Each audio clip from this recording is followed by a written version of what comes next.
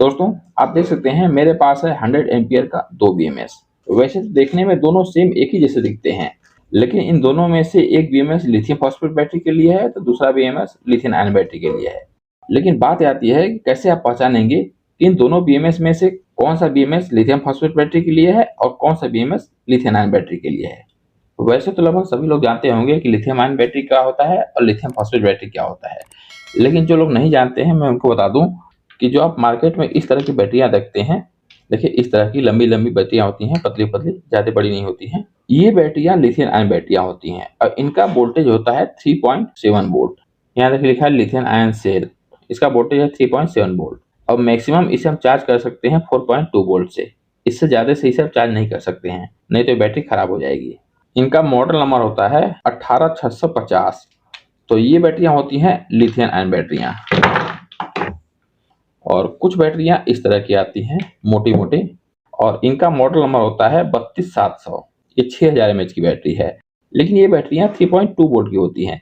ये जो lithium phosphate battery है, इन्हें हमें 12 वोल्ट का बैटरी पैक बनाने के लिए 4 बैटरियों का यूज करना पड़ेगा, जबकि यदि हम लिथियम आयन बैटरी से 12 वोल्ट का बैटरी पैक बनाते हैं तो उसमें केवल हमें 3 लिथियम आयन बैटरी की जरूरत पड़ेगी, चाहे आपके पास लिथियम फॉस्फेट बैटरी हो या फिर लिथियम आयन बैटरी हो।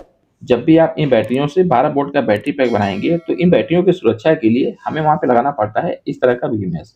और ये बीएमएस कई तरह के आते हैं। एक जैसा दिखने के बावजूद इन बीएमएस में से कुछ बीएमएस लिथियम आयन बैटरी के लिए होते हैं तो कुछ बीएमएस लिथियम फॉस्फेट बैटरी के लिए होते हैं।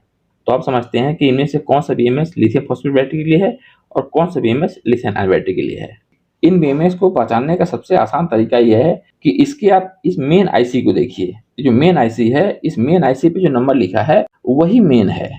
इस बीएमएस का नंबर है BM3451 BHDC T28A और नीचे लिखा है WSD।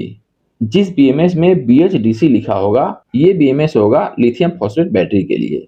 वहीं पर देखने में सेम एक जैसा बीएमएस लगने के बावजूद, चाहे लिथियम फॉस्फेट बैटरी हो या लिथियम आयन, दोनों के बीएमएस में ऊपर में BM3451 लिखा होगा, लेकिन जो बीच वाला है मेन खेल इसी का है।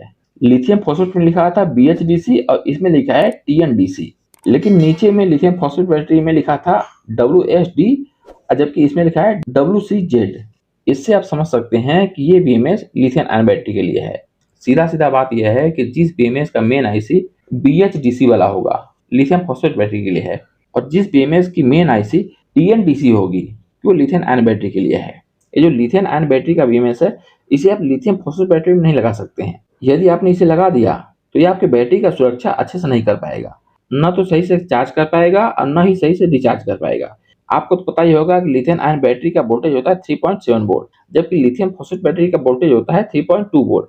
ये जो लिथियम आयन बैटरी के लिए बीएमएस बना है इसका ओवरचार्ज प्रोटेक्शन होता है 4.25 वोल्टेज और इसका ओवर डिस्चार्ज प्रोटेक्शन होता है 2.8 वोल्टेज।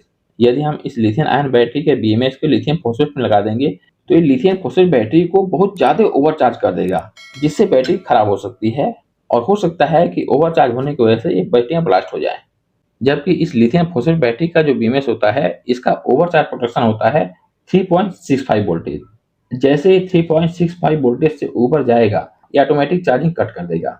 और इस लिथियम फॉस्फेट बैटरी के बीएमएस का ओवर डिस्चार्ज प्रोटेक्शन होता है मात्र 2.35 वोल्टेज।